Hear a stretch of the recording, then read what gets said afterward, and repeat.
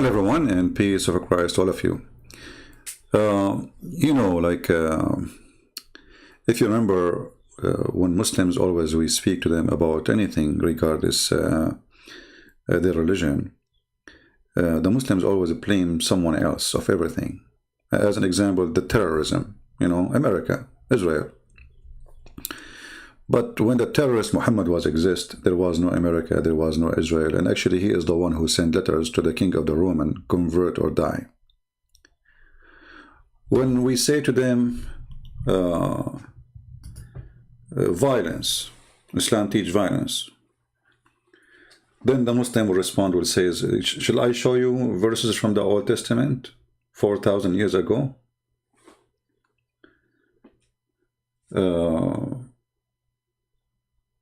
Always they have to blame somebody for what they do. Let us say, for the sake of argument, there's other religion believe in violence. That will not make you clear from your violence. You just said, okay, me and them. That's stupid of you. So they think always by throwing something on someone else.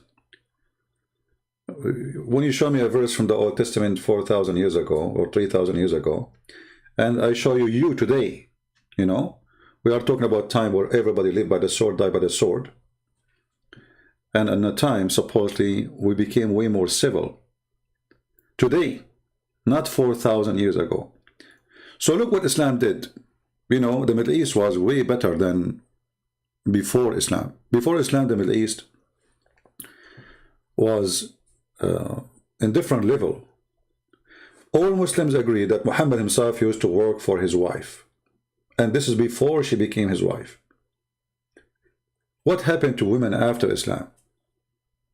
You see, they say to you that Arab, they used to abuse women, which is a lie, because women in the Middle East at that time, they were masters, and Muhammad was a servant himself for a woman.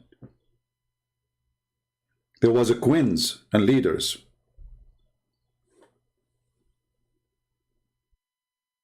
So what happened?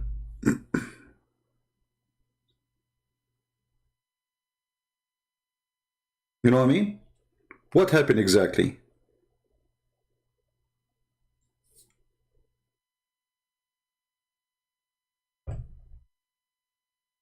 Why we cannot see the same women exist again? Why after Islam women they are wearing burqa? Before Islam they were not. Was the Arab at that time different from the Arab today? Was the Arab jumping over each other, and like when they see a woman in the street they jump on her? You see, all the stories we hear from Muhammad and his companions about the Arab, we don't find that Arab were filthy, but Muhammad, he brought the filth to the Arab by making every human being think of the women in a very, very bad way. This is this filthy man, perverted man. He is the Prime Minister of Pakistan. Pakistan, not Pakistan as in English.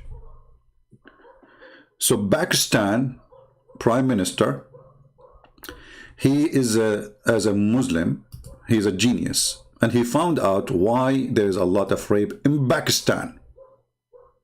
Okay, why? Explain to us. Pakistan Prime Minister. उसका direct impact पड़ा उनकी family system पे। जब मैं गया था तो एक तलाक होती, ये सारा जो पर्दे का कॉन्सेप्ट है ये क्या है कि temptation. Hold on, let us show you more of the screen so you can read the translation, because now you cannot see it. Give me a second.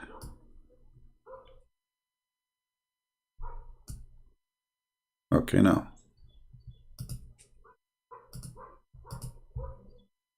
ये क्या है कि टेम्पटेशन ना हो माशरे में, कि टेम्पटेशन ना हो माशरे में। आप माशरे के अंदर There is no temptation in the society, brother, if you are wearing a veil. There is no temptation, you stupid idiot donkey. Well, those women who are getting raped there, they are wearing veil. And let me show you how your prophet, the filthy prophet Muhammad, he got tempted by a woman. She's walking by and she was wearing a burqa.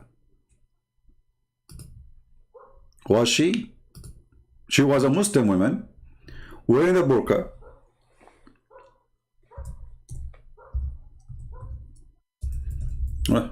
My keyboard is acting bad.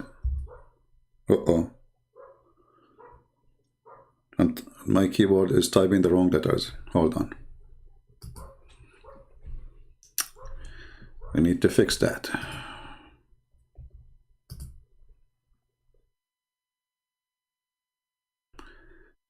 You see how this filthy religion function? Can you believe it? So if you wear a veil, we will not rape you. Listen, Muslim women. The Prime Minister of Pakistan, he just gave a license for every scumbag in the Pakistan country that if a woman, she is not wearing a veil, you can go to the judge and you say, hey, she was not wearing a veil. I'm excused. Because if she was wearing a veil, I would not rape her. Can you believe how low, how filthy, how trashy, how garbage this religion is?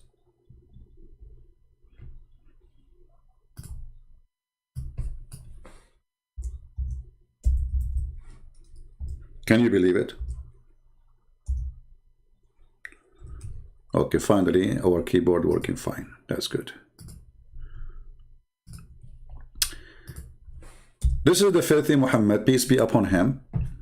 A lot of peace on him. I mean, there's nobody in history was a criminal killer, rapist as he is, and they say peace upon him, Allah pray on him. I mean, you name it. This is Muhammad, a woman, she walked by and she was wearing her veil, and she's a Muslim woman. Jabir reported that Allah Messenger, may Allah be on him, saw a woman. So he came to his wife Zainab. Okay, hold on. What do you mean he saw a woman? Hey Muslims, what does that mean? He saw a woman. So he came to his wife, and she was tanning leather.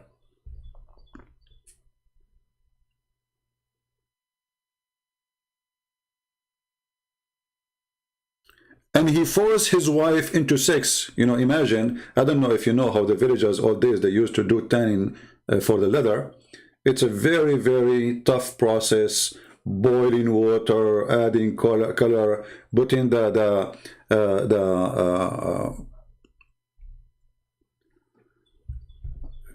leather in, taking the leather out, etc.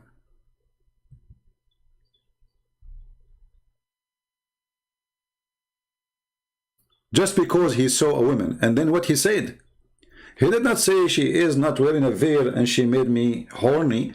He said the woman, she advanced and retired in the shape of the devil. So the filthy Muhammad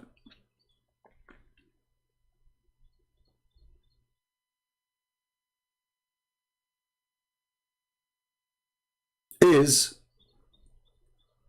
tempted just by a woman walking by. And she's a Muslim woman. And she is not wearing bikini, and there's no skirt at that time.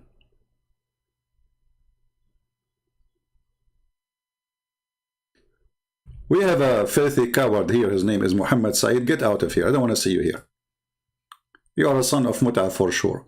Because any man who promote, and he said, this is a lesson for you, Christian Prince. When we are walking here in the street and I see women who they are wearing, you know, whatever, wearing, short skirt, whatever, I don't jump on them. You know why? Because Muhammad could not make me a dog.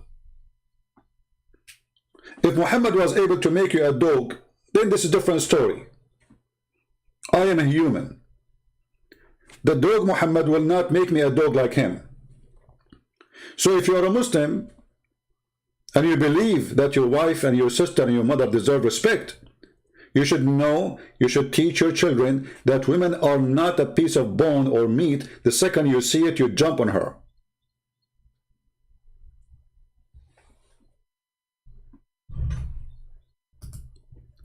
And just to show you the hypocrisy of this filthy man, this is his ex-wife, and this is when she was his wife.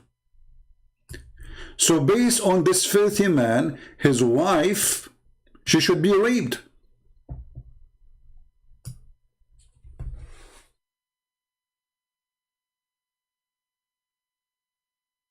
This is his wife, and this is when she was his wife. This is why her name is his last name when she took this picture. It says Jamima Khan, feet. This is the wife of this man. So he's asking people, if you see my wife, please rape her.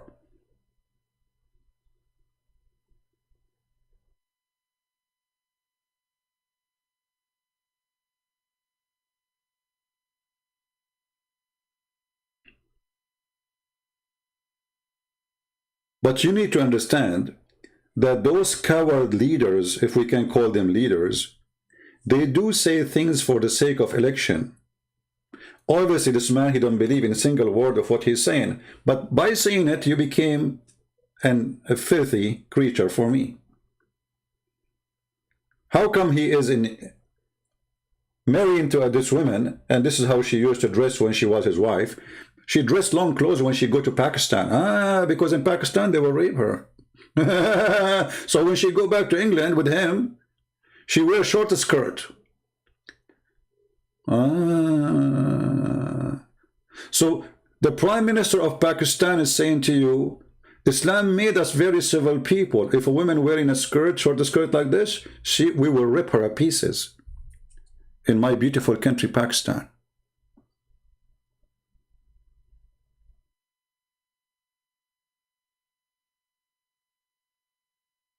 We know. That's why I'm saying when she was his wife. Somebody's saying to me she divorced him. Well, thank you very much. Do you want a picture with him? Actually, I put in the screen a picture of her with him.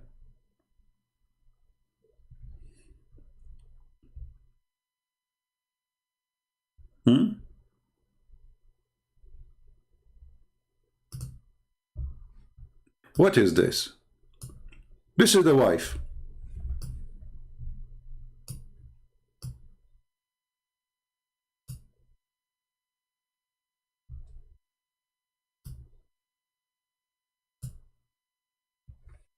This is the same wife.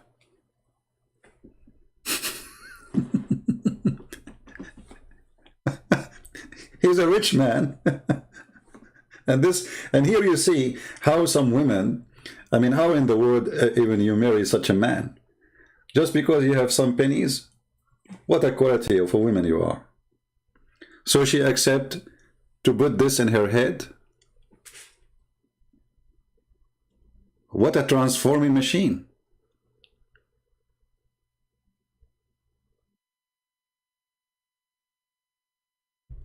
When she was his wife,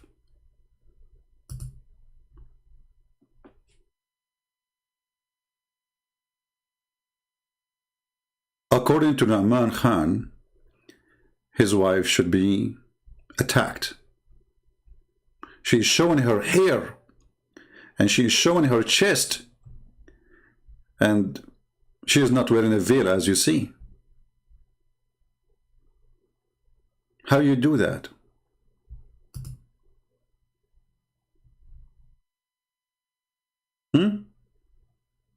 Veil. He is saying you need to wear a veil. Not only like wear conservative clothes. No. You need to wear a veil. How come when he was married, she did not wear a veil?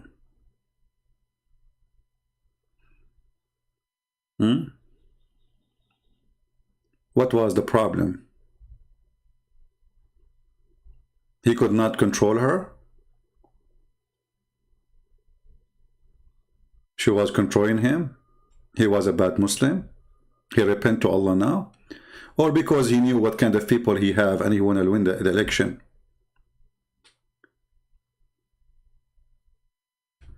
You know, Islam is the leader in Pakistan. It is a country of lead, brother.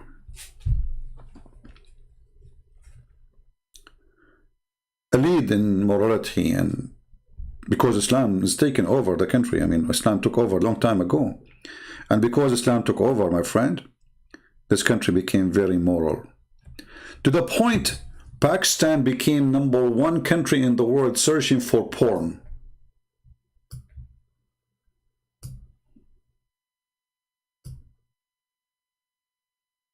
So now look what we did. We told everybody have to wear a veil.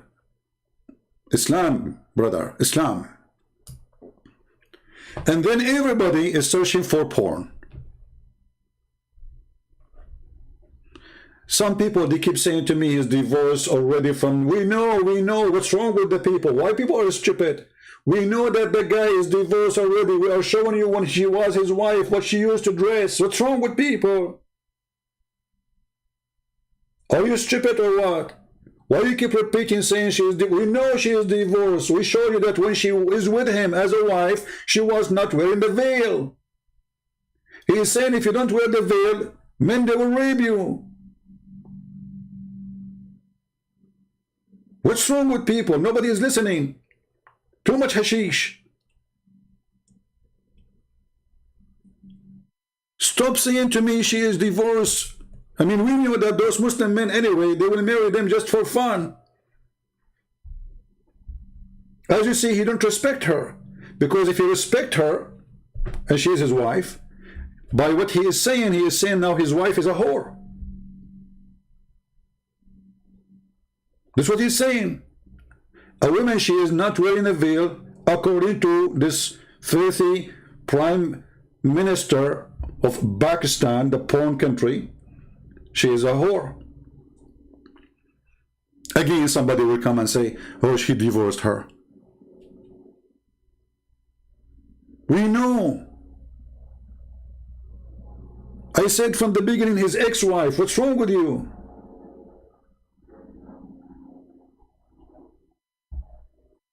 Drink some coffee if you're still asleep. So, if Islam is a religion of conservative, and Islam is a religion of making you behave, and Islam is a religion of controlling you to be a good person, why Pakistan is #1 nation for sex search? And it's called, according to, this is Fox News, Pornistan. Do you see it? Pornistan.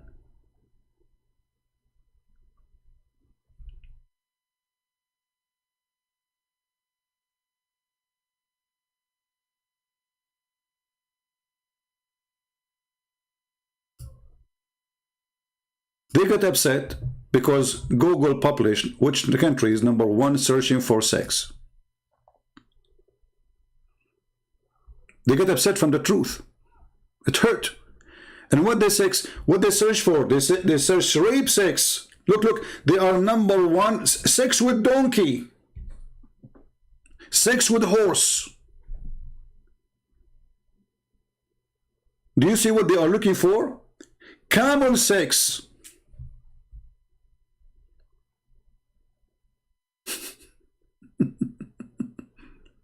Camel sex.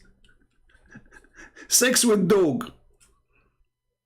Rape pictures. Rape sex. Child sex. So they are teaching the world about morality. And Islam, brother, we made us conservative, brother. But in every one of them phone, there is nothing but searching for sex and porn. What does that mean? That means Islam does not make you better, Islam make you worse. You became obsessed with sex, and you live for sex. Islam strips you from your humanity. Like a normal human, maybe he live for, let us say, 22 hours a day, normal human being, and maybe an hour or two he think about women or something. Let's say human being as a man. With Islam, you are still thinking about it 24 hours. Your heaven is porn.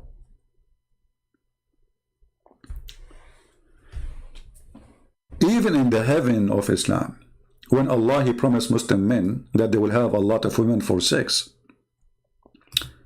look what He said to them.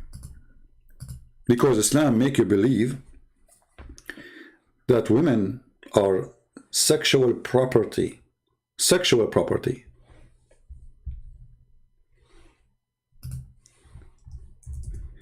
Even in the heaven of Allah, women who Allah He gave them to you to have sex with them, to rape them, they are not allowed to see other men. Chapter 55, verse number 72. So the mentality, the filthy mentality, is traveling with you to the heaven of the filthy Muhammad, aka Allah. Even there in heaven, which supposedly there's no sin, a Muslim is worried somebody is looking at my wife. There's a comedy, there's a Muslim guy, made by a Muslim, by the way. This comedy is made by a Muslim. A Muslim guy, he went to go a picnic with his wife and his kids. So he went there early, nobody was there. And then a group of people sit in the right. So he put a curtain in the right side. Then a group of people sit in the left. So he put a curtain in the other side. Another group in the other side, he put a curtain. So his wife, she said to him, so why we are here? Let us go home. We are sitting between 4 curtains.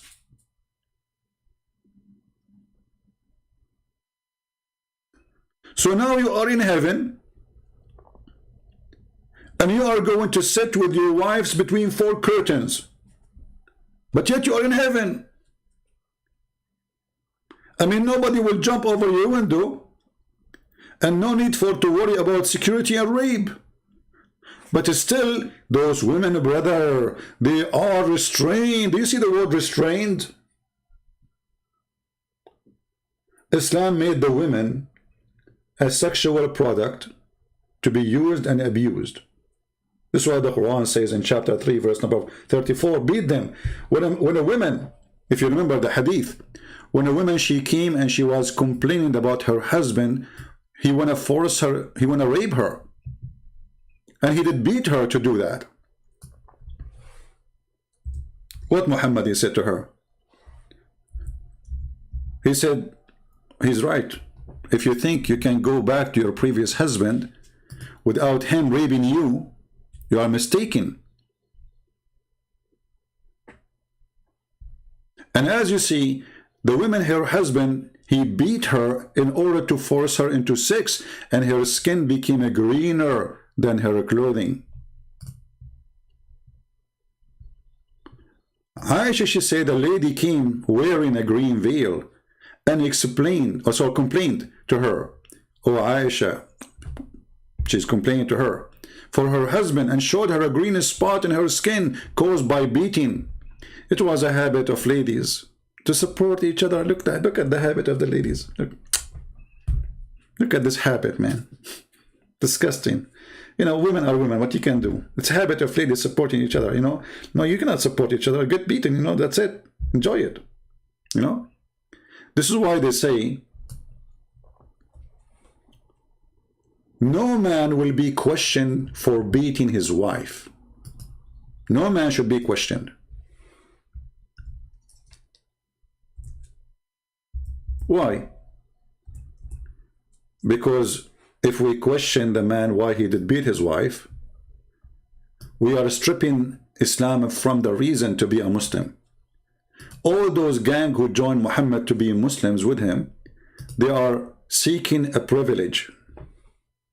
So if we take the privilege from them,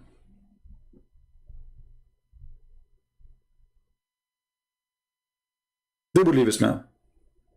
All the privilege we see in Islamic cult is made for the man and the man only, and the women are just accessories. And why? Because Muhammad, he need those men to fight for him. It's not the women who will go and do jihad and kidnap some women for him. Even when Muhammad, he asked them to go and fight the Roman, he says, attack the Roman and get the blondie girls.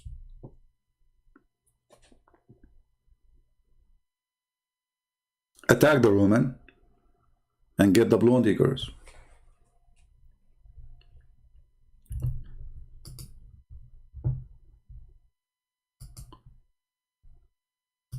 Is Muslim women now saved from rape? If there's rape in Saudi Arabia, oh yeah. Here we have a very well-known person. A Muslim lady was raped by her father-in-law. I thought Islam will prevent rape. She is raped by her father-in-law. Well, this is what Muhammad he did? He had sex with his daughter-in-law.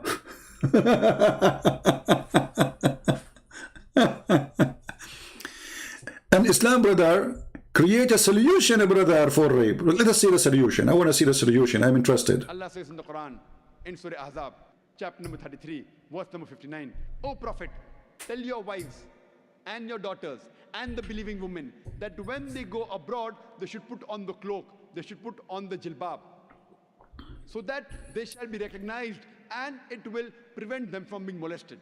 Quran says,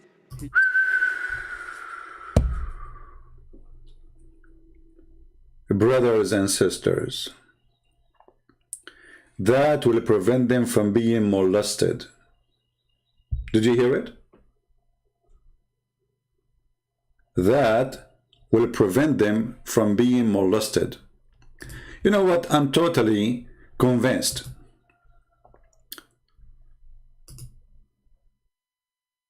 that if those women are wearing the jilbabiyya, I mean, this is stupid, by the way, because jilbabiyya is not the veil. Jilbabiyya is a dress everybody used to dress at that time. In the West, in the East, it doesn't matter. Stupid idiot donkey. But let us show you, are we really going to have decency if we wear the jalabiya which he was talking about? This is the jalabiya.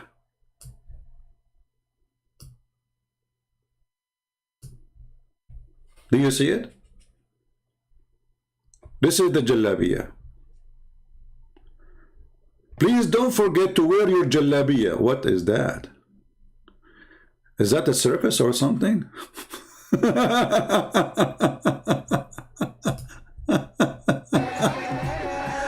Oh boy. Okay. Brother, they are wearing jalabiya. And look, brother, all of them, they are wearing hijab. And if you listen more, you will see they are going to recite Allah, Allah, Allah, Allah. Jalabiya, brother. Jalabiya, brother, can solve all the problems.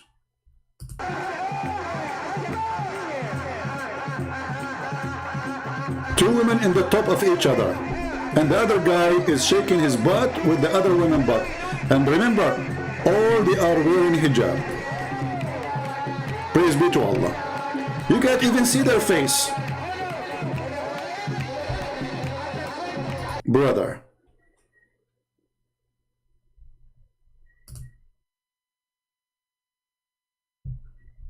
We are Muslims.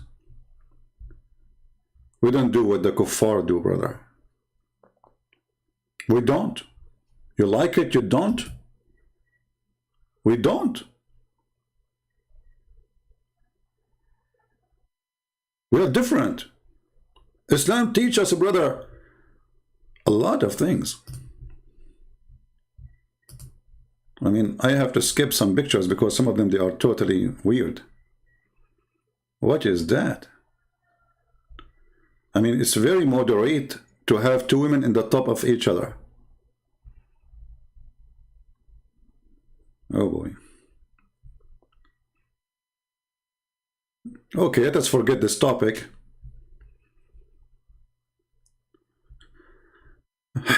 All right.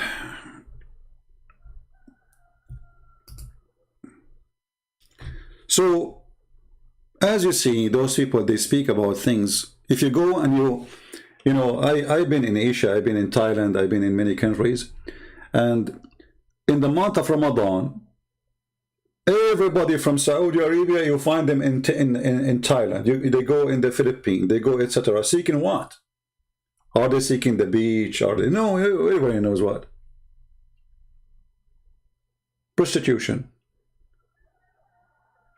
And they come back with all the AIDS they have and etc. And then they sleep with their wives.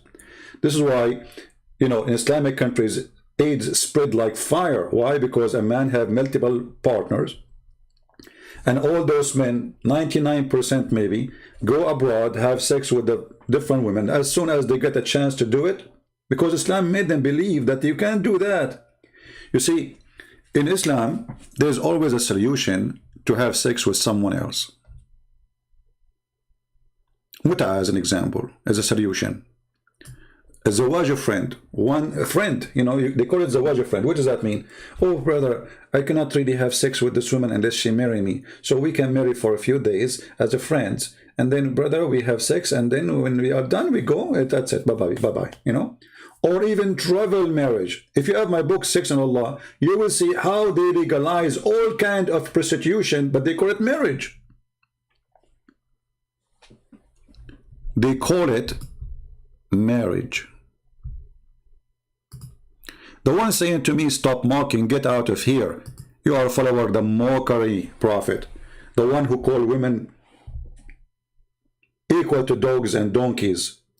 The man who said women are coming in the image of the devil and they live in the image of the devil. The man who says all non-Muslims are najis, filthy, dirty. The one who says they are kuffar. I mean, all the names you call us and then you talk about mockery. What a coward you are.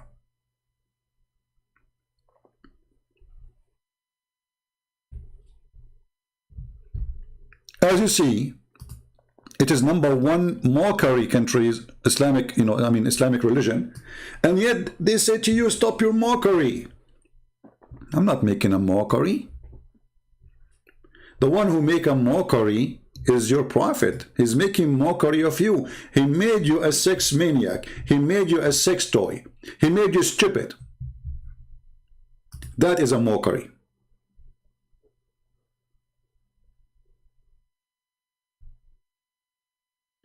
If your sister one day, she go and somebody see her hair, and then somebody rape her, well, don't blame the guy who raped her, because simply, you know, she is not wearing a veil.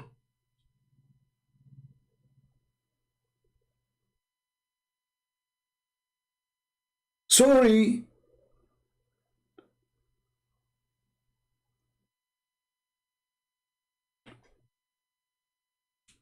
We just heard Zakir Naik telling you how to prevent rape.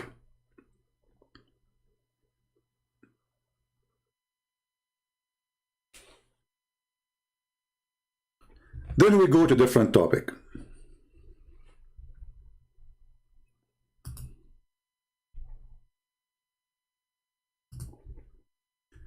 Pakistani Prime Minister says abusing Prophet Muhammad equivalent to the Holocaust cause denial. Look at this.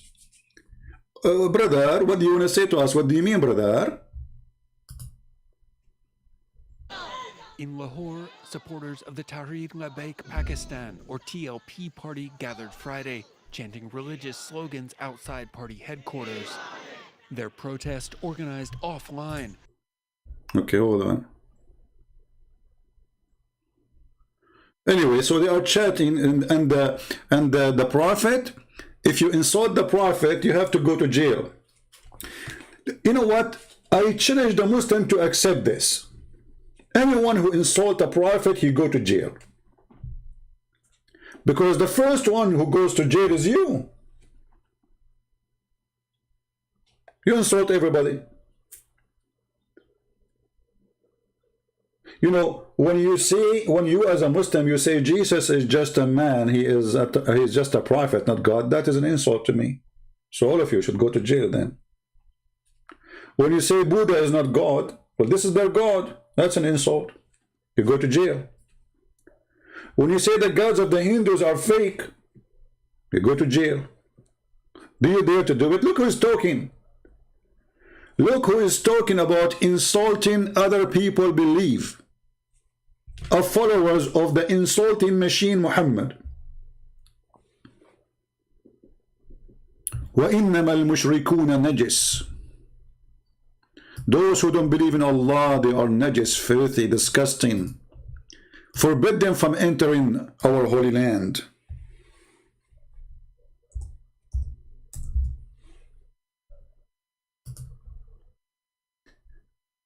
no-go zone. You see, the Muslims sometimes they come to us and they say, do you know what they did in South Africa, brother? What they did? The white men, they go in the bus, and black men, they go in the bus, different bus. Well, you have this long before South Africa, based on religion. And you have it until now. And actually now the new crown prince, I think he opened Mecca for non-Muslims. Islam is collapsing. The rules of Islam, nobody want to believe in it. And this is why I want this crown prince to become the coming king, so Islam will fly as soon as possible from Saudi Arabia.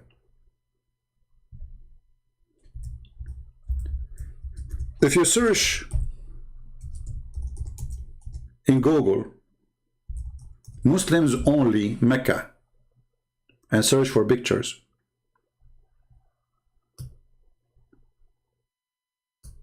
do you see it? Muslims only. Why?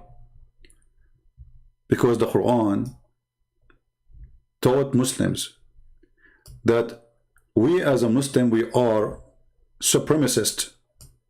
The rest are dogs and cats and animals for us. Actually, there's a guy, and we played his video before.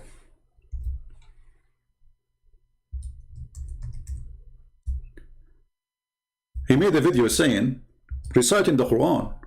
He's not making his own. Saying, brother, look at those cows.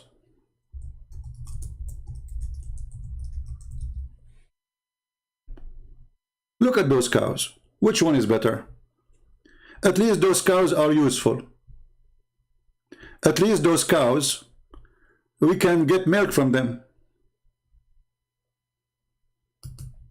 Basically, I want to introduce you to the supremacist cult, racist cult, who believe that they are a race and it is higher than every other race. some friends that we have over here. We've got some cows, as you can see. They look a bit vexed. I'm not going to get too close because they look a bit aggy. It's the cow gang.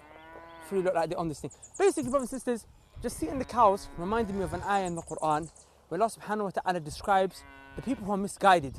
Allah subhanahu wa ta'ala says they're more misguided than the cattle. They are more astray than the cattle, right? Than these cows.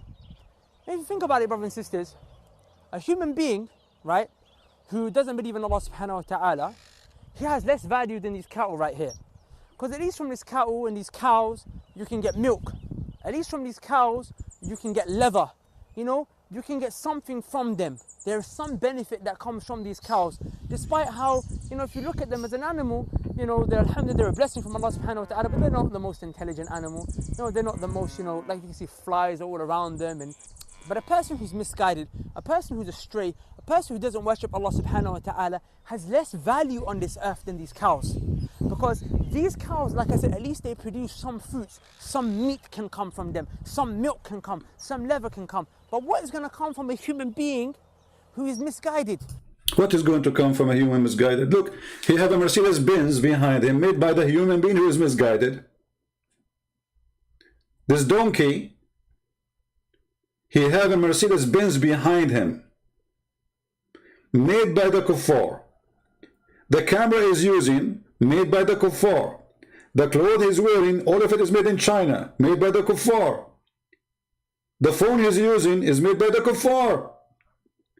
Even the cows there are owned by the kuffar. And he's asking you, what the kuffar provide, brother? At least the cows, they have milk. Well, this is a question I want to give it to you. What do you provide? Can we milk you? Like the Prophet Muhammad was squeezed by the angel 3 times and no mayonnaise came out? This is the supremacist cult. They believe that they are the highest, and don't blame them. This is coming all from the garbage of the filthy Muhammad. He is the biggest criminal. Muhammad, he told them that you are the best of mankind, Muslims. And because you are the best of mankind, I give you authority to go and bring everyone is not a Muslim and put a chain around his neck like a dog. The Quran chapter 3 verse 110, the supremacy verse. The supremacy verse of the Arab. You are the best of mankind. And when the Muslim, they say to you, this is for the benefit, brother, for the benefit. But they will not tell you what benefit we are talking about. Read carefully. You are the best people ever raised for, between two bracket, the benefit. You see the benefit? Oh, come on, do you see the word benefit? Benefit, brother, of mankind. And they will cut you there. They will not tell you what this is mean. They will say, see, the Muslims been ordered to be giving benefit for mankind. And then says, the best for mankind are those who bring them with the chains round their necks till they embrace Islam. And by doing that, we force them to convert to Islam, brother, and they will not go to hellfire. Look how merciful this religion is.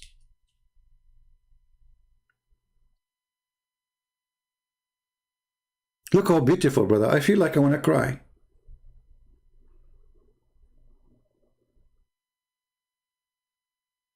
And then you will find a bunch of atheists and feminists and all this crazy stuff.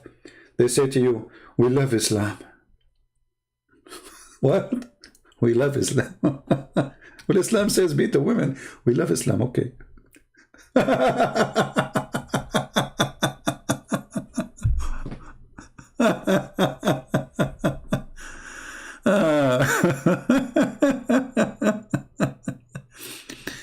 This is a supremacist cult. They've been taught and they've been trained to believe that they are the best of mankind and everyone else have to die or convert or become a slave. Choose one. Which one? For me, I believe I would love to die as a man of a freedom. There's no life for coward. No meaning. Coward. You live like a dog. No point of this life.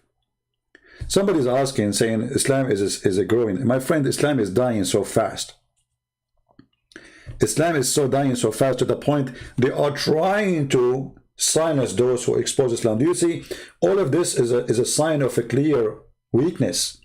When they go crazy, stop insulting the Prophet because this was not used to happen before. Nobody dared to say anything. Things are changing. Islam is dying so fast.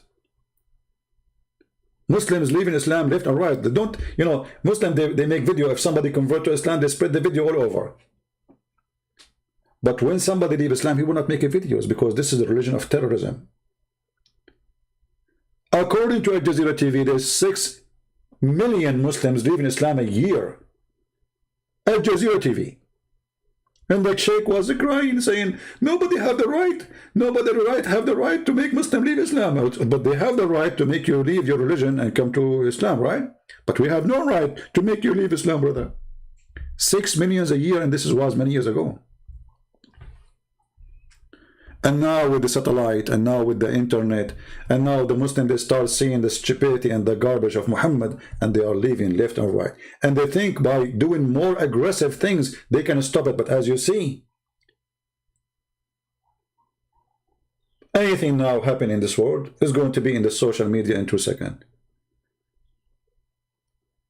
ISIS was exist for the last 1400 years, but nobody saw a video of ISIS before.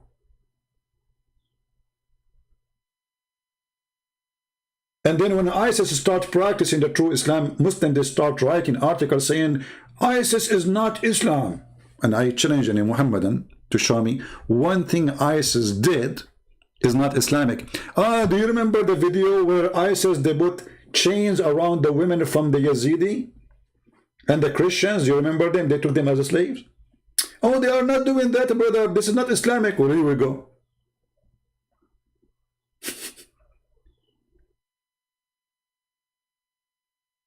Slaughtering, killing, raping.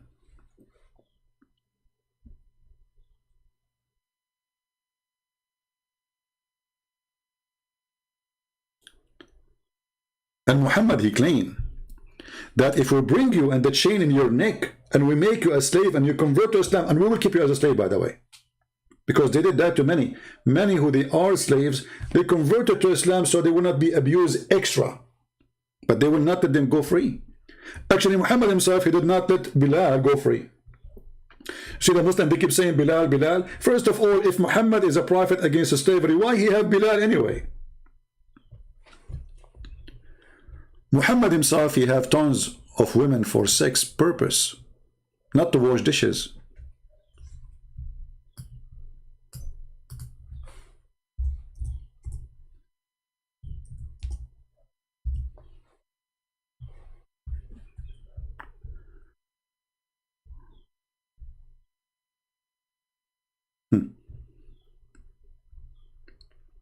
I used to play with dolls sometime of the messenger, and he entered upon me, and we have the girls. Look at the translation. The English translation says girls. In Arabic it says jawari, my slaves.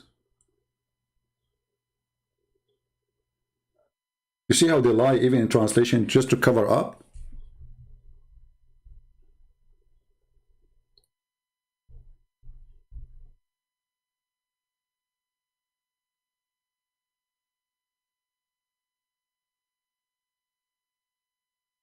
A man who had women and slave girls could have intercourse with all of them before he did ghusl. Do you see what we are talking about? A man who have wives and he have slave girls, he can have sex with all of them. I mean, what kind of a man he is going to have sex with all of them before he wash? How many? How many times you want to have sex? Perverted cult?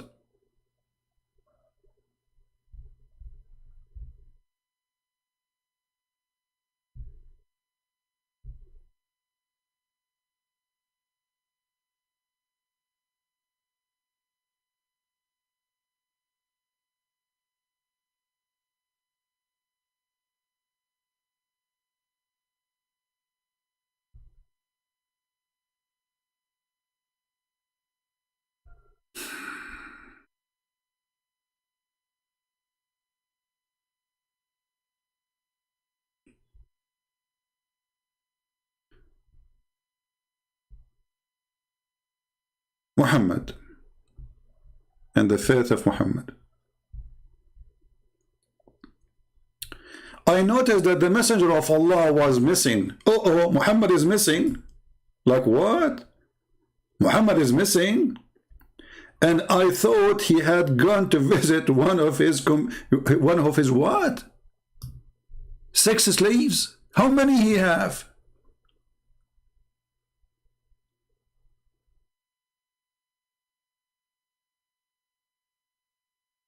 But Aisha said I was wrong. I thought he is doing that as usual. I thought he had gone to visit one of his sex slaves.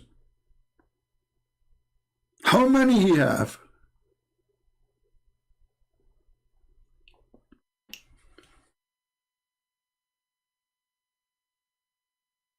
You notice right away that the second you join this cult, you will become a sex maniac.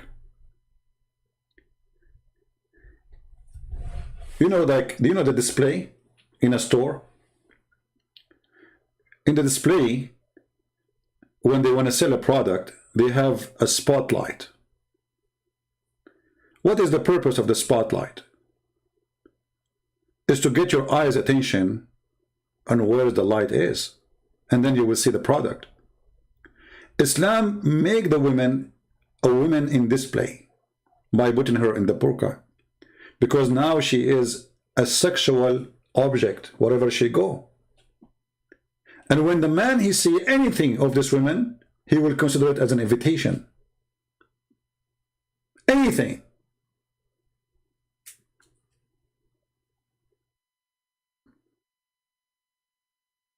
Oh, she showed me her face. Oh, I see her hand. The man, he got aroused.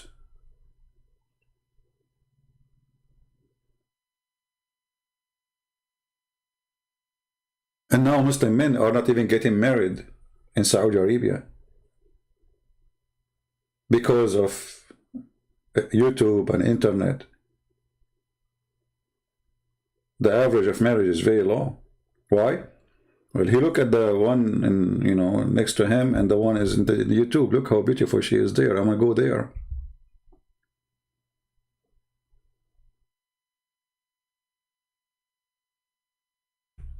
I remember when I was in the Middle East,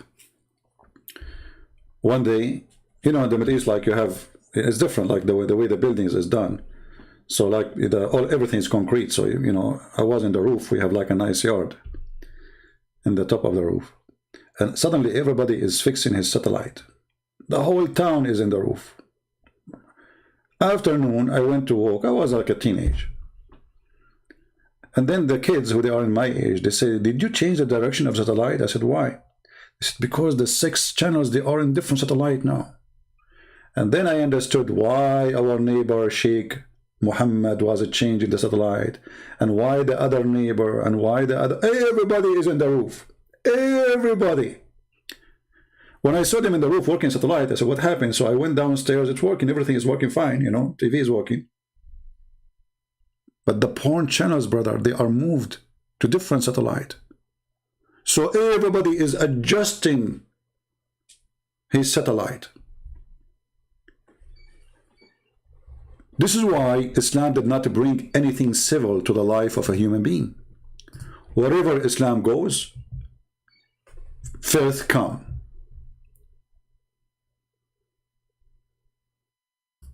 This is why Pakistan earning #1 word in search for pornographic terms.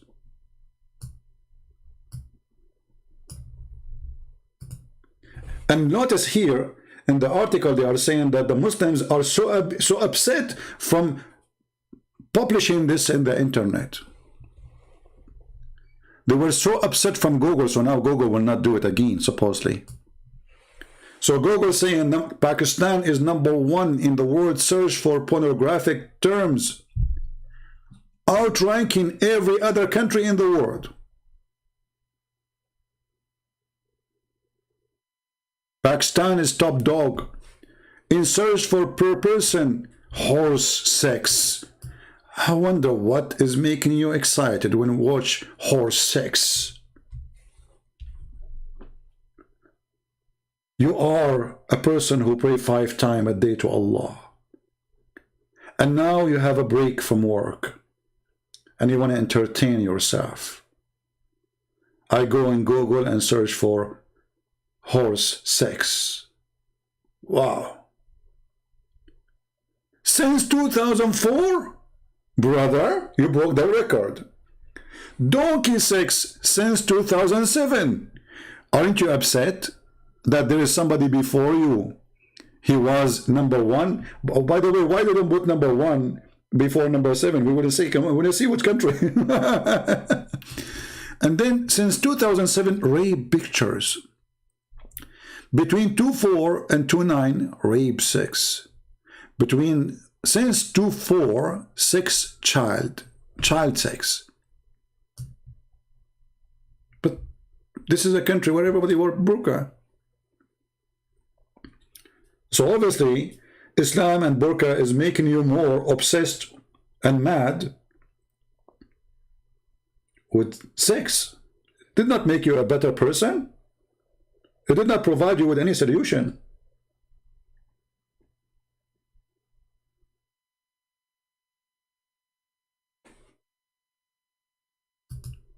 So my friends, Islam obviously is a very evil cult. And Islam made the women a sexual object in everywhere, in every verse in the Quran.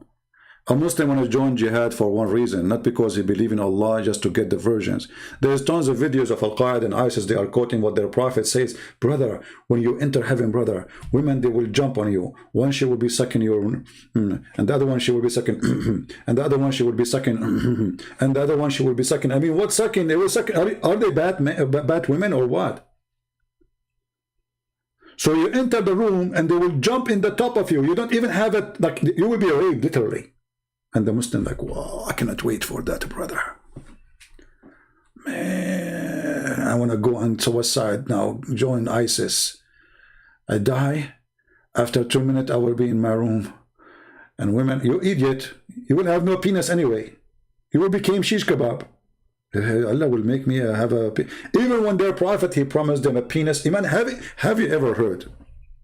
A prophet, he promised them endless penis. Which religion promise you a penis will never go sleep?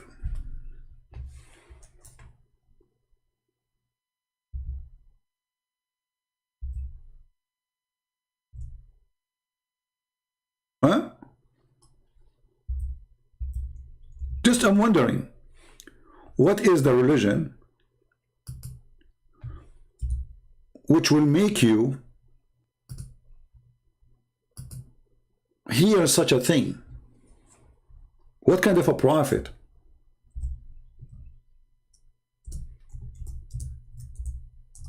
What kind of God? Why this God is so obsessed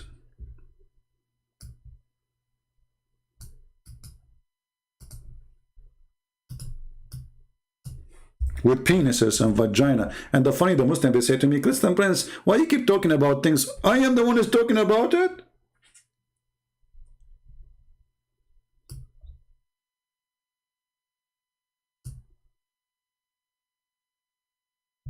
I'm not talking about it. It's your prophet. I'm just reading what he said.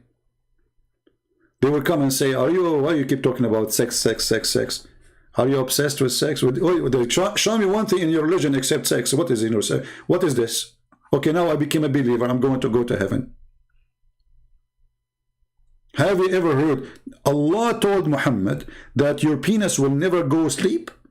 He told him that. This is the holy message of Allah by the holy message of the Prophet to the holy believers. Brothers and sisters, you will have a penis will never go limp. Good news. We.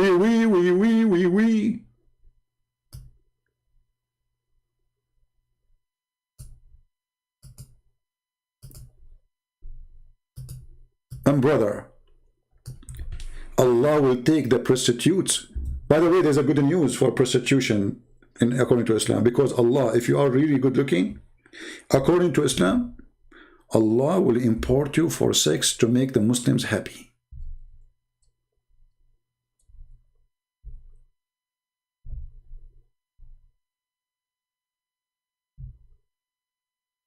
Allah will import you, literally.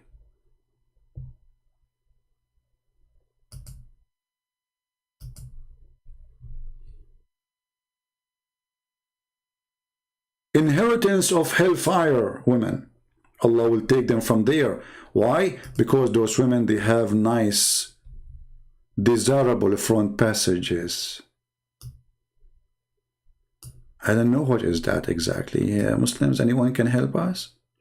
What is the desirable front passages which is going to qualify you to get a job in the heaven of Allah, and you will enter the heaven of Allah even if you are coming from hell?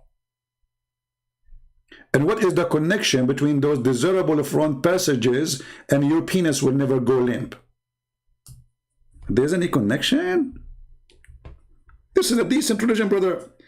We follow Prophet Muhammad. He taught us decency, and we are decent. Even when they're God, He will resurrect people from the ground, from the death. You saw the video, right? Allah will do ejaculation. Allah will do what? He will do ejaculation. And then his ejaculation will cover the earth, and then all the dead will come. And I have a video about it already. And actually, I was playing a video of a Muslim who was questioning this story. I heard that this guy, he deleted his video, right?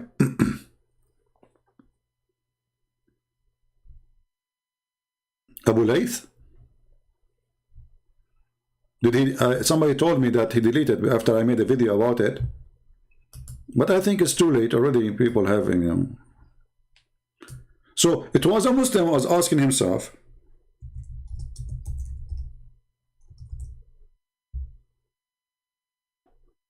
What kind of a prophet saying that? He's not talking about the prophet. He's saying he don't accept the hadith. You see, when the Muslim, they see something very stupid,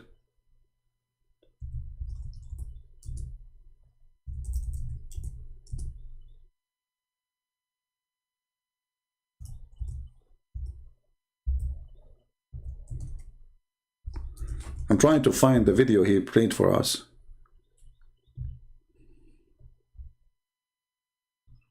Well, I find my video is not the video he said.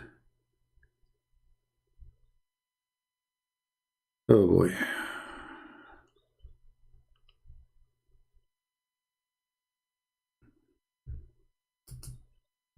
The best form of charity. Okay, commercial. The guy, he could not believe that this is an authentic hadith. And he was trying to, like, come on, this is no way. Nonsense is that?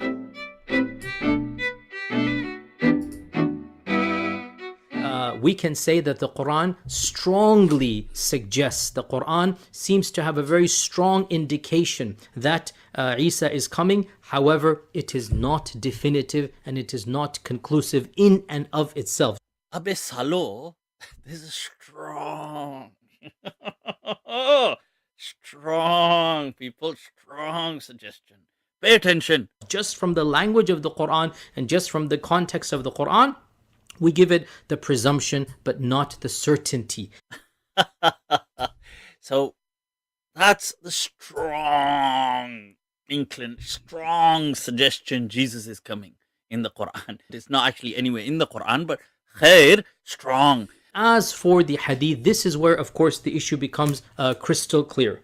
Then the hadith, there's no doubt now. Doubt has been killed. There is no doubt. The number of Sahaba from whom this hadith is narrated is around 10 or so. We have Abu Huraira, we have Jabir ibn Abdullah, Ibn Mas'ud, Ibn Umar, Aisha, Samura ibn Jundub, Imran ibn Hussein, Abdullah ibn Abdul ibn al-As, Hudayfa, Thawban, and in fact one or two more. There's a hadith of Ibn Mas'ud. He mentioned Ibn Mas'ud. Ibn Mas'ud. First of all, Ibn Mas'ud begins by saying that the Christians claim Jesus will come back. You see this belief creeping in. But brothers, sisters, the Christian claim. I mean, when I say those people, they are ignorant in their religion. Stupid and do not know what they are talking about. The Christian claim, brother. The Christian claim. It's not the prophetic claim. Brother, this is the Christian claim. Brother, the prophet said, I swear by Allah, the one who have my soul, that the son of Mary, Jesus, will shortly descend on you. And this, by the way, this is a false prophecy, because he said, Liyushikna, which means is almost there. Not only is going, it's not a prophecy about the future, he's almost down. Do you see it? The Christians say, I mean, this would happen when you get a kid trying to refute somebody he have knowledge. anyway, check this out. Check this out. More interesting, people. I want to bring your attention. Elaborate detail on the end of time. What's going to then happen is, look at all of this. What will, he goes through in, details. This is going to happen. That's going to happen. A wind is going to come. Ya'juj, Ma'juj are going to come. People are going to die. All this stuff. But then what's going to happen after this utter destruction? Now, this is the hadith. He was saying, Yahya Yasir Qadi, that we can't question with reason. Put together, too many of the Sahaba have narrated it, and therefore predominant Sunni methodology basically is that mutawatir ahadith are certain. Yufidul qata'. It's not dhanni, it's not something that is subjective, it is something that is certain. The notion of rejecting mutawatir ahadith simply because it is not rational, right? That's to me the fundamental difference between this strand of Islam versus the bulk of Ahlul Sunnah or the bulk of Sunni Islam. So, now check this out. What does the hadith say at the end? When there's utter destruction, how will this be brought back? Then Allah will now I have to translate this, so brace yourselves, people. Allah will send, there's a fluid from beneath the arsh which will ejaculate like the sperm of men.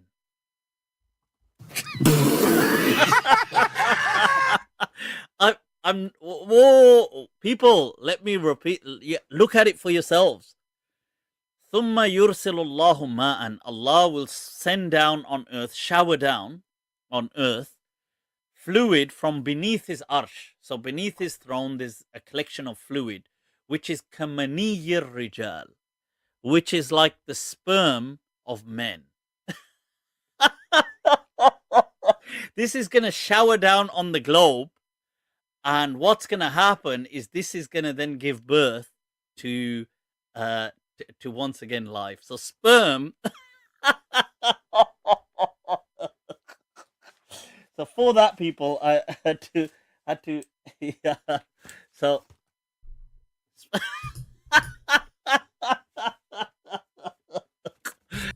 stop. This is what happened to a Muslim when he read his books. He opened an umbrella to cover his head from the ejaculation of Allah. And this is what they do when they listen to me. In order to protect themselves from the ejaculation of the books of Islam, because it is disgusting, it is stupid, it is crazy. So what they try to do, they open an umbrella and say, I don't see you, I don't hear you. You don't open umbrella when Zakir Naik is talking. I put the dark with him, and I'm going to utter him. And fourth, Allah have ejaculated. First of all, the Quran said it is he, and obviously he is a man, and he has a reading. Please sit there, put your umbrella down. There is no sun. Say, brother, I'm not opening the umbrella because of the sun. There's no sun, but it's just spitting all over the place. This is Islam. Even resurrection is done by ejaculation of Allah. And this Muslim guy, he could not believe it that this is in his book. But you believe it or not, who cares? It's there. It is there. You don't want to believe it? Is it up to you? Is it up to you to cancel what Muhammad said? Are you making fun of what your prophet said and what Allah said to him? Then Allah will now I have to translate this, so brace yourselves, people. Allah will send, there's a fluid from beneath the arsh which will ejaculate like the sperm of men.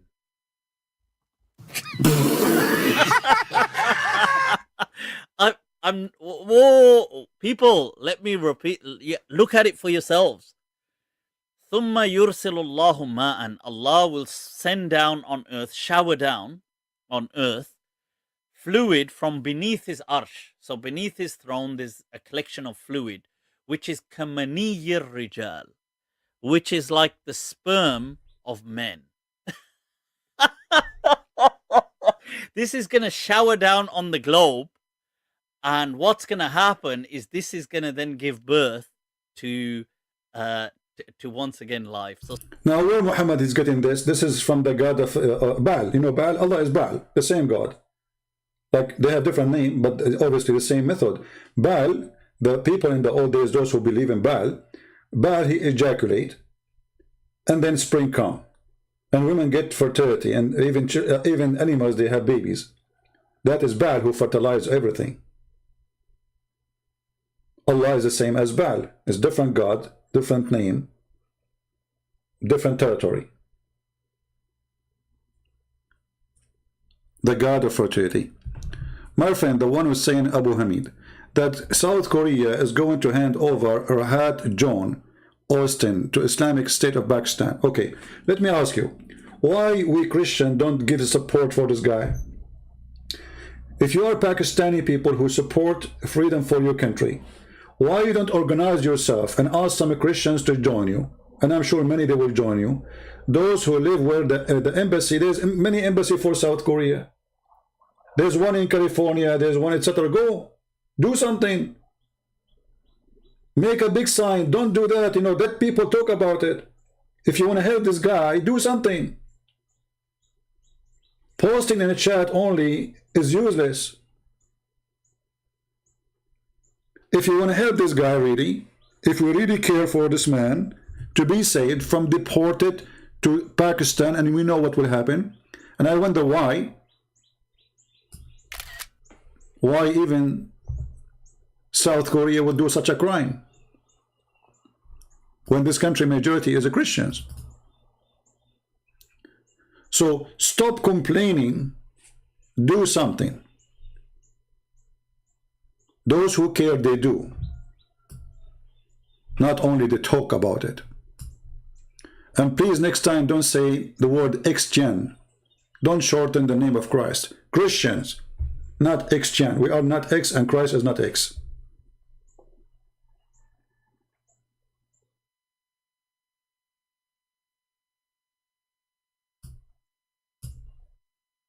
Stop being negative and be positive. Do something. Go now, contact all the Christian Pakistani churches. Says, hey, you guys, all the ministers on those churches, contact other ministers. Let us make a movement and save this person. And then the media will start talking about, and then South Korea will not deliver this person. But if nobody care, then nobody care.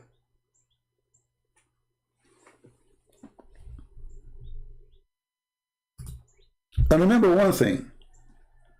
If you think that you can do nothing, you are mistaken. If you think you are just an individual and you are weak and you are not important, you are mistaken. You are weak when you decide to be weak. And you are strong as army when you decide to be strong. I can show you in my email how many strikes I got from Pakistani government complaining to YouTube. The Pakistani government, a country who have nuke, they are worried. They are saying those videos are a threat for our security.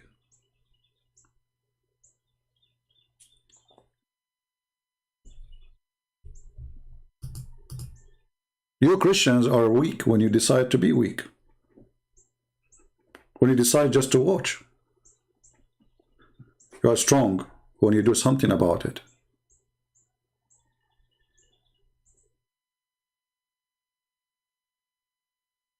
And we are very strong. But the problem became, we became so much, okay, we trust the Lord, we trust the Lord. Okay, my friend, the Lord said to you, work and I am with you. The people of the Lord are working people.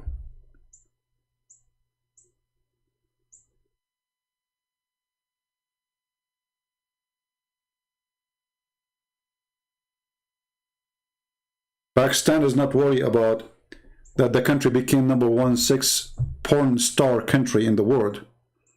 They are worried about my videos. And each time I open my email, I find YouTube sending me, we receive a complaint, legal complaint from the government of Pakistan. We showed you already many of them.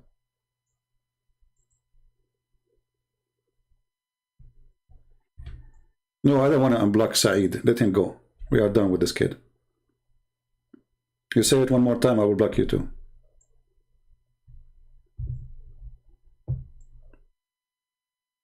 We have no time for kids. So, when this religion speak of dignity, you should know better that this religion have no dignity. Their prophet, even he allowed them to have rent, to rent women. Have you ever heard of a religion says you can rent women? How you can do that? And this is God teaching.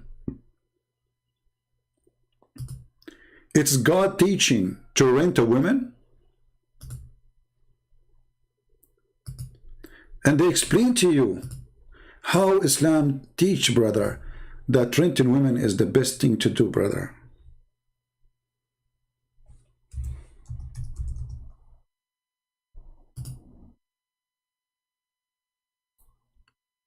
renting women.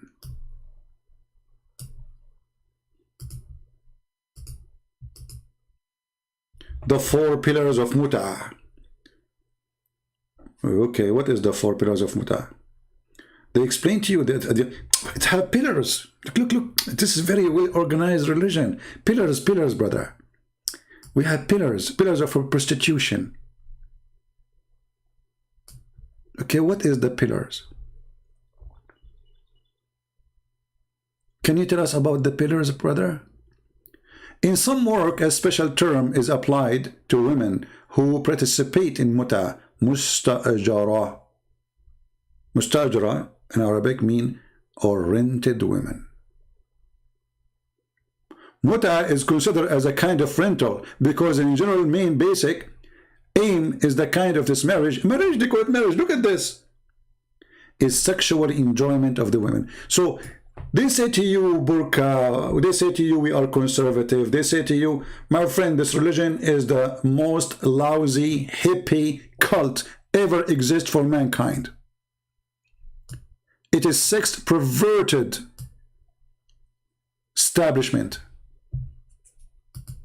From sex with the children, to sex with men, to sex with women. And by the way, there's a guy, he posted like in Ezekiel, it says that the lost and have sex with the etc. And the, my friend, you stupid idiot, this is about a city. This is about a city, this is not about a woman. You are stupid and don't like your prophet. The whole city. There's 2 cities. This is not about one woman having sex with a camel, you idiot, with horses. But for someone like you, watching Zakir Naik, obviously you are super intelligent.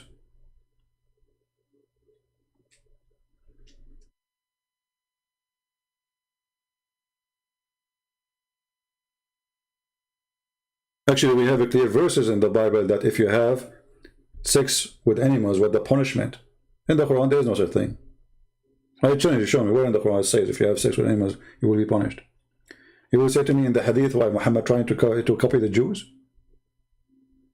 I can show you the fatwa where it says that having sex with animals during the Hajj will not destroy your Hajj. Your Hajj is valid.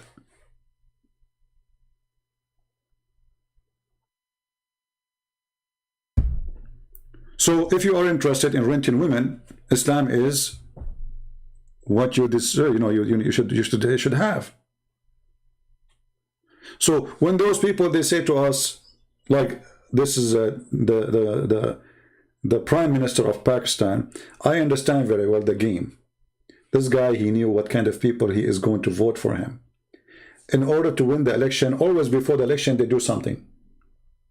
They prepare themselves for the election. If you remember, when a Christian, he became the mayor of Jakarta in Indonesia.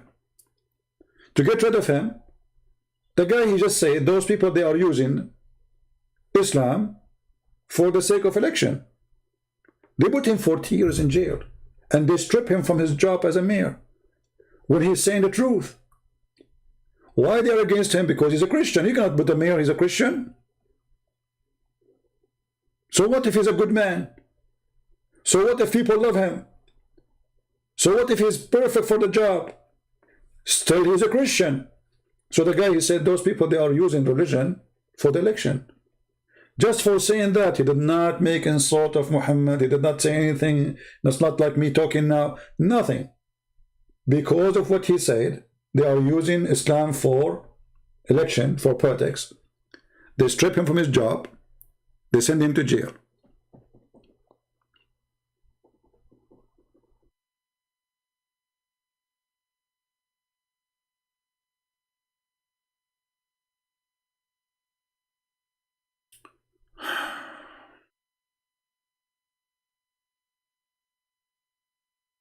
Can you show us the Hajj verse, having sex with animal? This is not a verse. This is not a verse.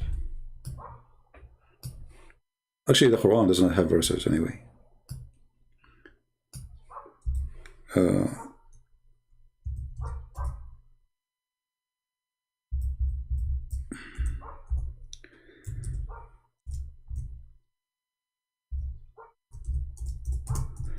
Let us see.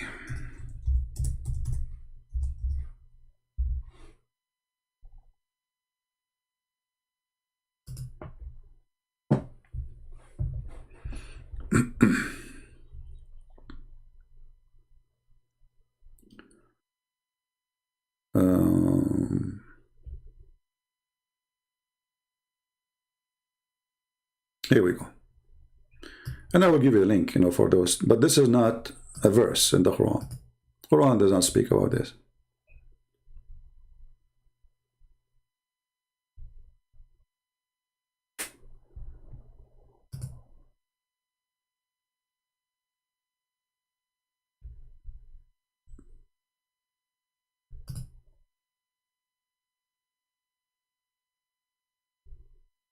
Let's see.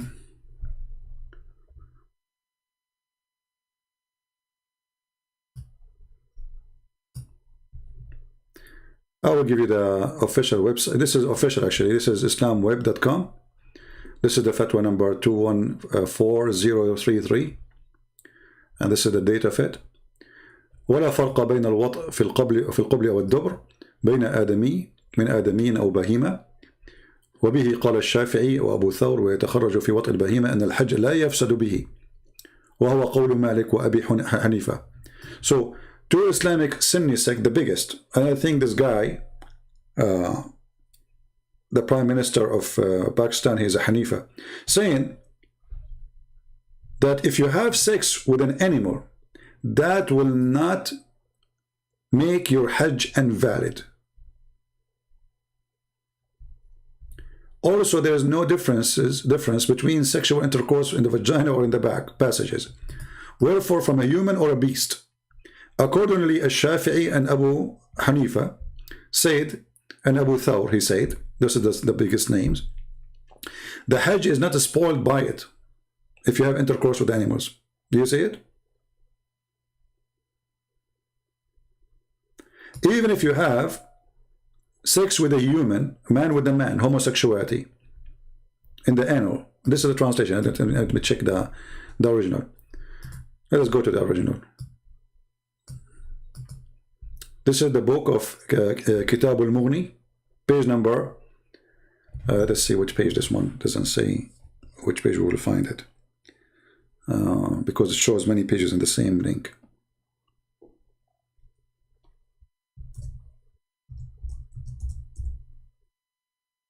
All right, here.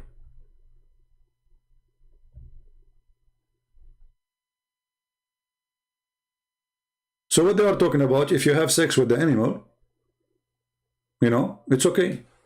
There's no problem. No problem. And this is 2 or 3 of the biggest sect of the Muslim Sunni. The Muslim Sunni, there are 4.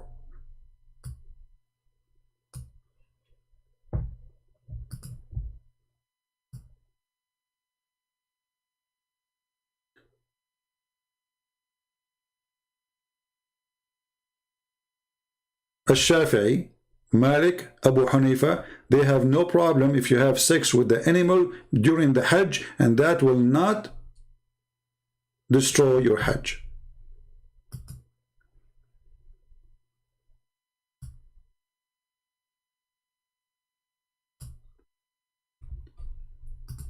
What do you want more?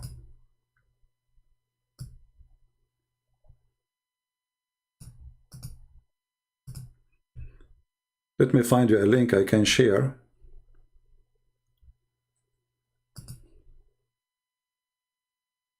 Here we go. This is a link we can share.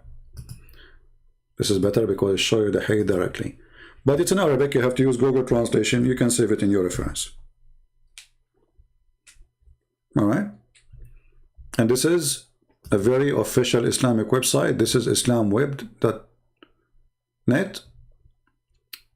And this is the page number,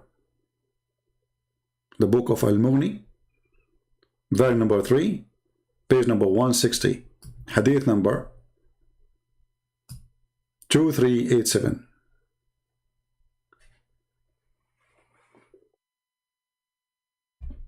This is Islam.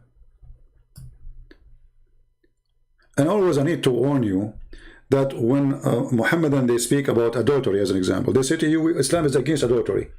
For Muslims, adultery is different from adultery for us.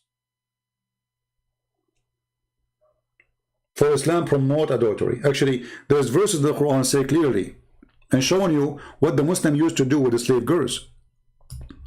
Slave girls, they've been forced into prostitution in the time of Muhammad. Women, Muslim women, they complain that their men, they became pimps. Muhammad, because he cannot make his men angry, and he liked the idea actually, making good money, he says, force not your girls into prostitution. And if you force them, Allah is all merciful. There's no punishment, there's no penalty, and it's okay. And this is telling you that Islam promote prostitution in the time of Muhammad, and Muhammad never made a punishment for prostitution. Force them not if they choose a chastity, which means give them a choice. If they like to work in prostitution, then there is no sin. This is a chapter 24, verse number 33.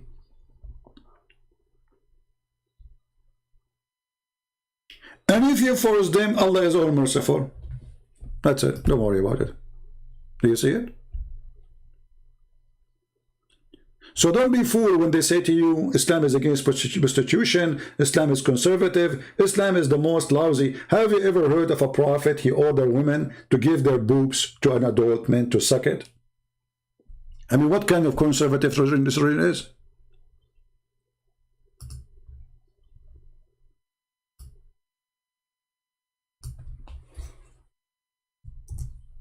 Have you ever heard of this before?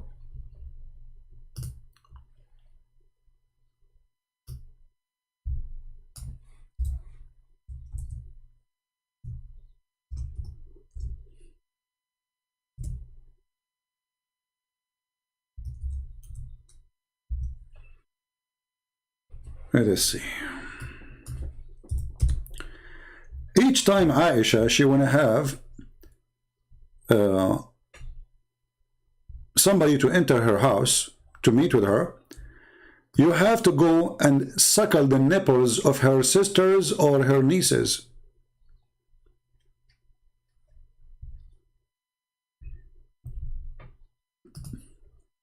Let us show you the hadith.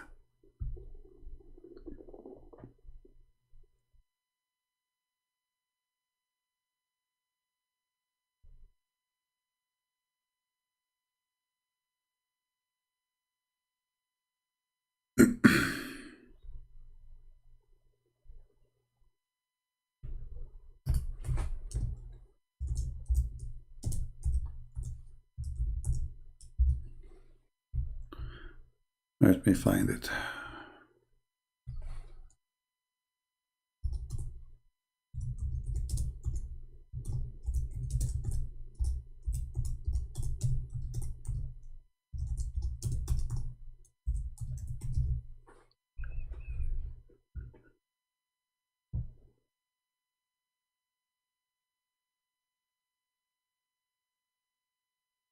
Here we go. You see how conservative?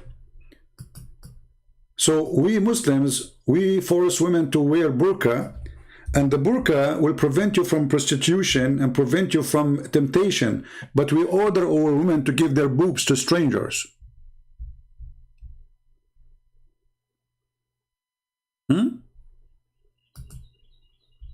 Anyone want to enter upon Aisha, he have to go and suckle her sisters.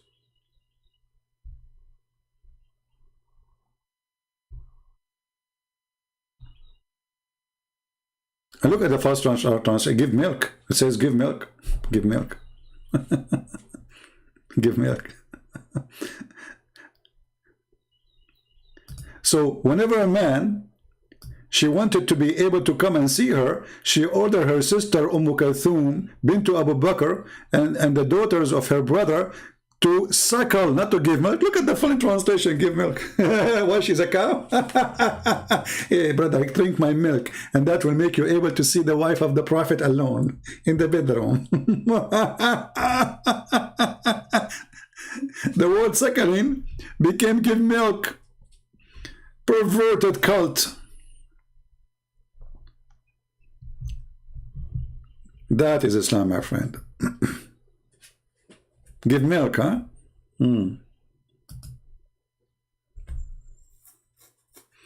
Actually, there was a Muslim sheikh in Twitter. He was talking about this, what the Prophet taught, and we should follow it. You know, I mean, why we should not? This is what the Prophet said. And there's a kid, his name is Mimi Hijab, if you remember him. This guy, he said, because I said the same thing to a Muslim woman, he said, sexual predator, Christian Prince, sexual predator. And then look at the coward. Look. Okay, can I suck your wife tit and make her haram? He is debating with the sheikh. The sheikh is reading the hadith of the Prophet, ordering Muslim women to give their boobs to strangers. Mimi Hijab, who said that because I said the same thing, but I did not say to the women, I said to her, suckle me. The Prophet says, suckle me. He made video, says, Christian Prince, sexual predator, brother, sexual predator. And look at the filthy coward. I said to the women who called me, who she said that Jesus was doing the same for his mother, she is filthy. They said he is sexual predator for quoting their prophet. And now look what he is saying.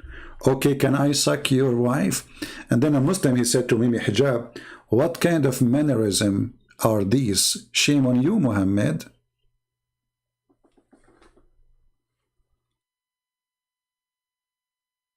This is Islam.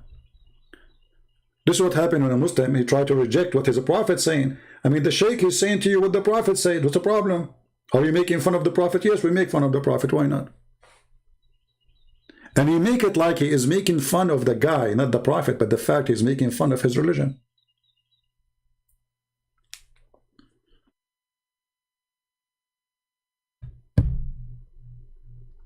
Right? So, I want to say thank you guys for being here.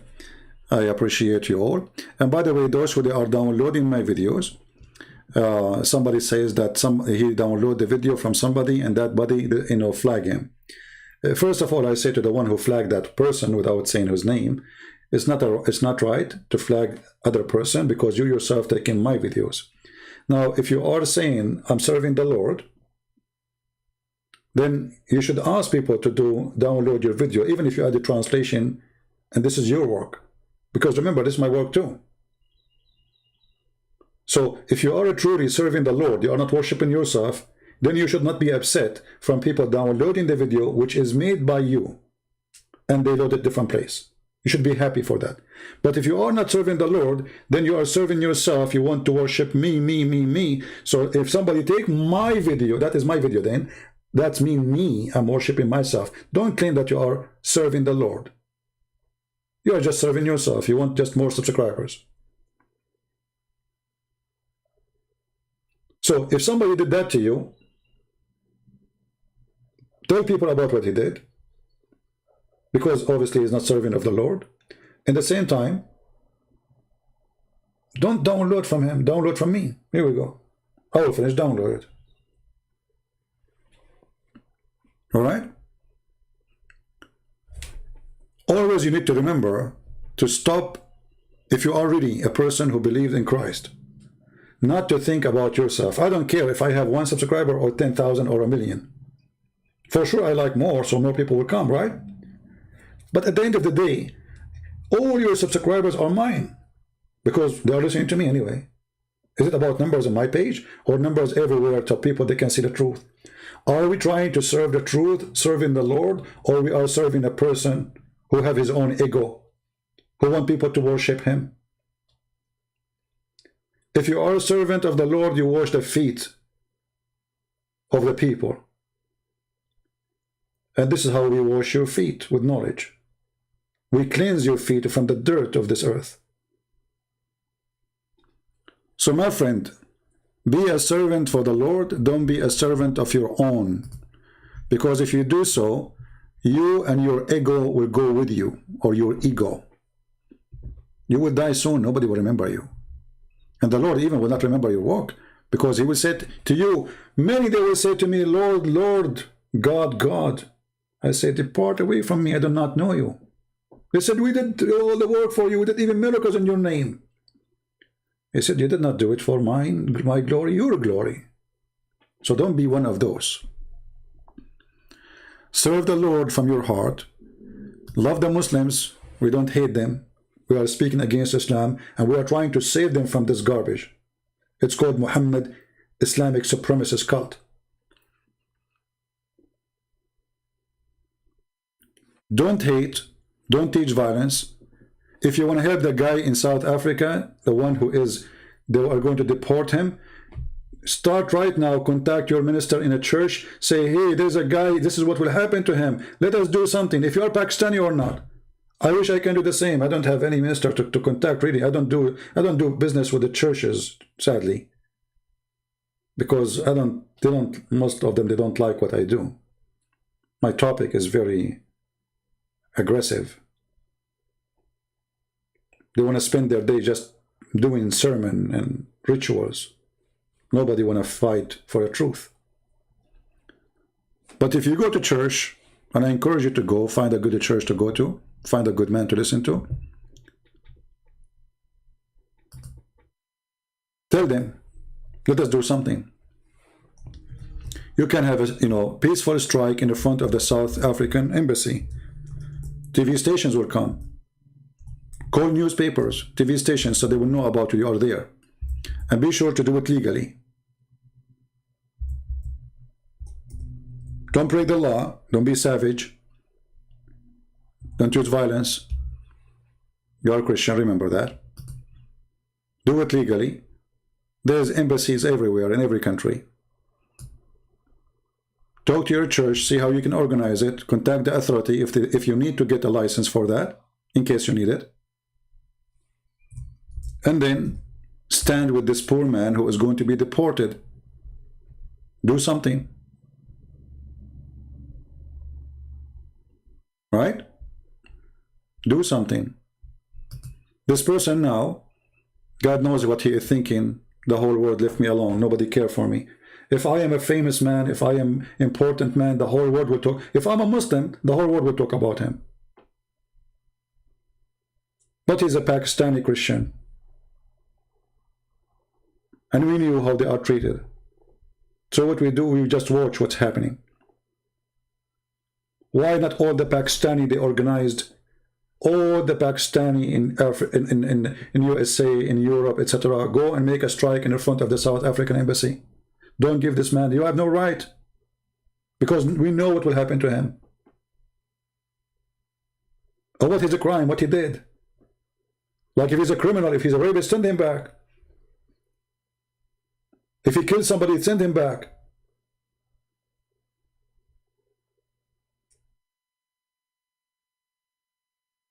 But you give him back because of his belief? And this country, suppose, is a Christian country?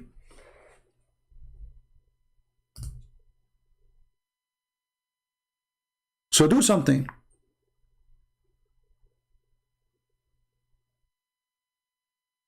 Yeah, contact them, contact, my friend. Just do something, do something.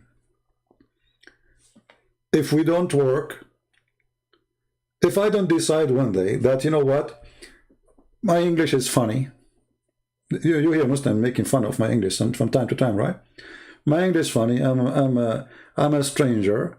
And then I want to go in the internet and I want to debate people. I want to show them the truth about Islam. How impossible the mission. You know what I'm saying?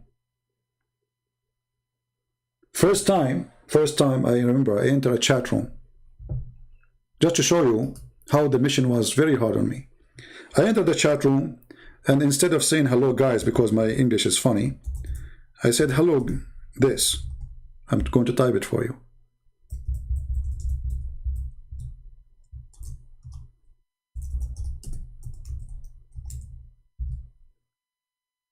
And then right away they start cursing me.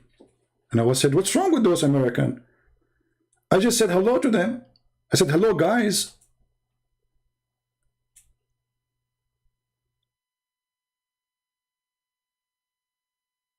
Do you notice how bad it was? How hard, how impossible it is? Like what? Why they are cursing me what I did? I felt really bad. I felt like what happened to them? It's like I put gas on them. Like what happened? What's wrong with those people? So I went to the second chat room. I said the same. They did the same. Like what the heck? What's wrong with those people? They are crazy American people, you know? Like it's not me who was driving in the opposite highway direction.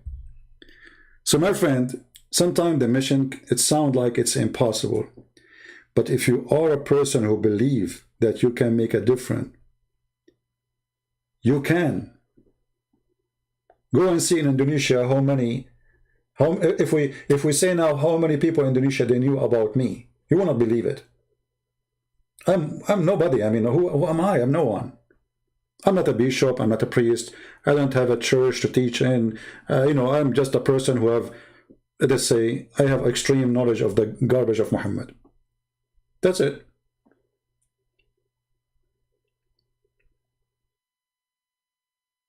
And I never thought even I can write books in English. That will be crazy. But the Lord always provides people who help you to fix your grammar, to fix your English, to make it better, etc. So I write what I can write, and then people they volunteer to help my grammar to fix it.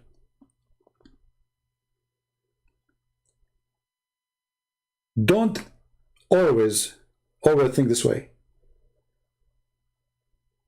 If you don't jump in the ocean, you will never learn how to swim. You will never.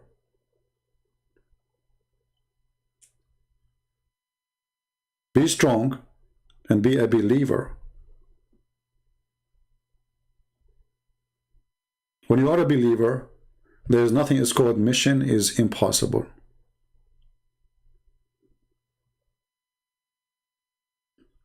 And now we have my books translated to many languages. Russian, Polish, somebody now working in the Romanian, we have Indonesians, we have Albanian, Bosnian, Croatian, we have German, we have Dutch, we have a French. I mean, imagine my books are translated to all languages in the world, and most of them is given them for free. Isn't it amazing what one person can do? So imagine if every one of you, he says, I can do the same and even better. The Lord, he gave every one of you as a gift, and sometimes your fear prevent you from using your gift. You're afraid to be laughed at. You're afraid that people will make fun of you or whatever. Don't worry about the people. There's always people who will appreciate you. People do not know you until they see your quality. And this is the question, do you have a good quality or not? So my friends, work, serve the Lord, pray for the Muslims, we love them, we don't hate them, but for sure Islam is nothing but evil. Islam is nothing but of the devil. We people who love peace, and because we love peace, we are fighting Islam. As simple as that. South Korea, the guy in South Korea. Somebody post his name in the comment section, please. Post his name. Tell everybody to contact his church. Help this guy, you know. And always do the same. You do not need invitation. When you see somebody discriminated, just because of his faith. Especially his faith is not teaching hate and killing. Why you wanna do that to him? What he did? Like this guy, he believed that Jesus said to him, love your enemy. Is that a crime? This guy, he believed Muhammad is a fraud. Oh, it's a crime.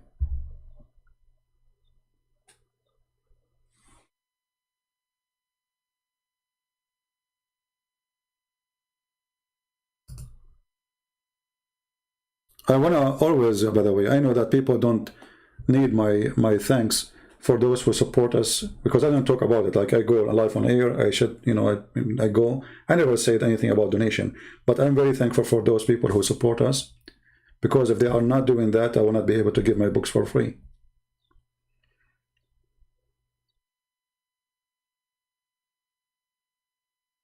I feel so happy that millions and millions of Indonesians are getting my books for free in their own language.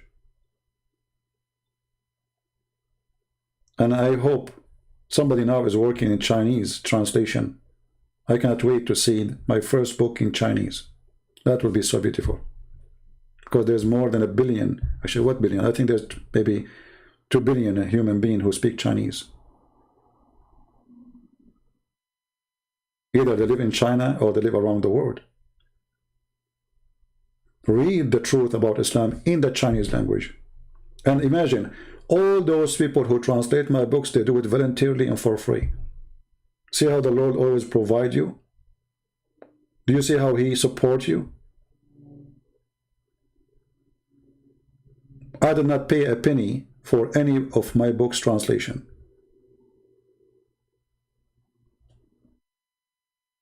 So sometimes I get upset from the Christians because not too many, they are, you know, interested in fighting for the truth. But there is many, they are good people. And they are doing really great job, and they did.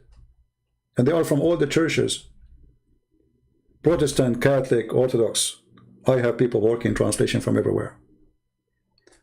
This is what makes us one church. The Messiah, the love of the Messiah. The priests, they divide us. Christ, He unites us. And this is why the devil, he hate me. The devil, sometimes he tried to test me, to make me divide the Christians, as many priests they do. As the Quran said, in chapter 5, verse 14, Allah, He said He will spread hatred and enmity between the Christians until the day of judgment. We will not let that happen. We will not serve the devil, Allah, aka Muhammad. We will not allow anyone to spread hatred between us as a Christians. And even we don't hate Muslims. Imagine if you are a Christian and you don't believe that you should love your enemy, then you are not a Christian. So how you love your enemy, but you cannot love your brother in Christ? Christ unite us. The devil divide us. And based on this, remember this always. Who is the one behind dividing the Christians?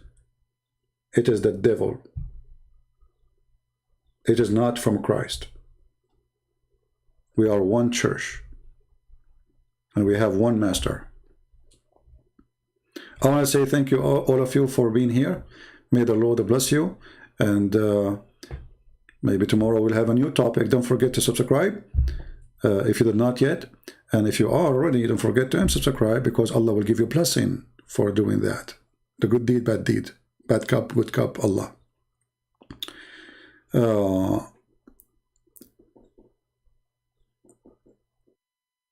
So Core CP, is his book is so bad? For sure my book is so bad. I mean, I'm talking about Allah, what do you expect? Like, hello? A Muslim saying my book is bad. My friend, this is an honor degree for me to say my book is bad, because if my book is good to you, that means I said nothing there. Do you understand, people? If a Muslim, he says the books of a Christian prince is good, that means you should not read it. Period. That means those books are bad for you. They are fraud then. When a Muslim, he says the book of a Christian prince, the books of a Christian prince, they are bad, that means that's a good, wonderful book. If Muslims, they come here and say, Christian prince, may Allah bless you, that means I'm just being a fraud. If they don't oppose what I do, that's a clear sign that this is a person you should not listen to. This is why you see Muslims, they favor some people who claim to be Christian, like James White as an example. Because he defends Islam. Anyone from any church, Catholic, Protestant, whatever, he defends Islam, Muslim, they say, bless you. There's a rabbi. All his audience are Muslims. He claimed to be a rabbi, he lives in Indonesia.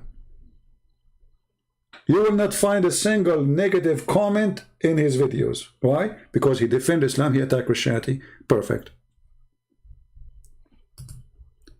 The Lord, he said, from their fruits you shall know them.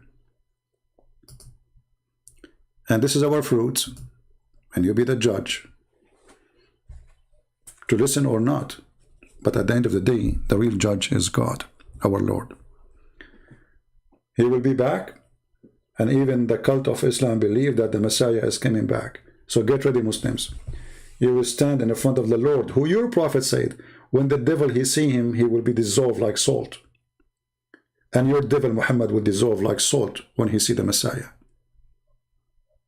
Our Messiah is coming. Your prophet is dead. And for those who believe in the Messiah, they will live. The Lord, he says, whoever believe in me and die will live forever. Those who follow the dead Muhammad, they go with the dead Muhammad. We are following the living Messiah. Thank you very much. Somebody saying your books is the best for beginners. Obese, my friend, my book is good for scholars, not for beginners, because I challenge you to tell me something in my book you know already. For beginners. People are using my books for PhD. Already many people, they ask me for permission to do their PhD using my books. Because everything you saw there, actually all of you are here for what? Because you are beginners, or because you are hearing things you never heard before? How many times you hear Muslims saying, I never heard this before? So what for beginners? Sheikhs, they don't know. So you made me laugh, my friend, when you say for beginners. What beginners? Every page in my books is a shocking information for Muslims, not for you. You know nothing. For those who they are sheikhs for all their life. So thank you guys for being here. May the Lord bless you. Until we see you soon again. Christ is Lord, Islam is false, and don't forget to download the video as soon as it is ready, because we don't get, keep my videos in my page for long. Thank you, and God bless. Take care.